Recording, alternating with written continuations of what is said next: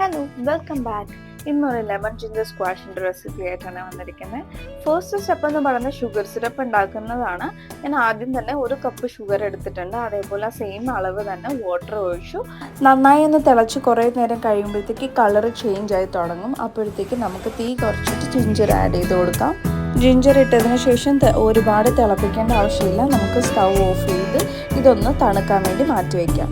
അടുത്തതായി നമുക്ക് നാരങ്ങ സ്ക്വീസ് ചെയ്ത് ഒരു ബോട്ടിലേക്ക് ഒഴിച്ചു കൊടുക്കാം. മാക്സിമം പ്ലാസ്റ്റിക് ബോട്ടിൽസോ അല്ലെങ്കിൽ ഗ്ലാസ് ബോട്ടിൽസോ ഇതിനു വേണ്ടി യൂസ് ചെയ്യാം. അടുത്തതായി നമ്മൾ തണുക്കാൻ മാറ്റി വെച്ചിരുന്ന ഷുഗർ ജിഞ്ചറല്ലേ, അതൊന്ന് നമുക്ക് അരച്ച് ഈ ബോട്ടിലേക്ക് ഡയറക്റ്റായിട്ട് ഒഴിച്ചു കൊടുക്കാം. ഏറ്റവും ശ്രദ്ധിക്കേണ്ടത് നമ്മൾ ആ സിറപ്പില്ലേ, അത് നന്നായി തണുത്തതിന് ശേഷം മാത്രം ഒഴിച്ചു കൊടുക്കുക. അപ്പോൾ അത്രയേ ഉള്ളൂ, ലെമൺ ജിഞ്ചർ സ്ക്വാഷ് റെഡിയായി. ഇതിന് നമുക്ക് ഫ്രിഡ്ജിൽ വെച്ചിട്ട് യൂസ് ചെയ്യാം. നമ്മൾ ഇടയ്ക്ക് സ്ക്വാഷ് ഉണ്ടാക്കുമ്പോൾ നമ്മൾ സാധാരണ ഉപയോഗിക്കുന്ന പോലെ എക്സ്ട്രാ ഷുഗർ ആഡ് ചെയ്യാം, ഇല്ലെന്നുണ്ടെങ്കിൽ വേണ്ട.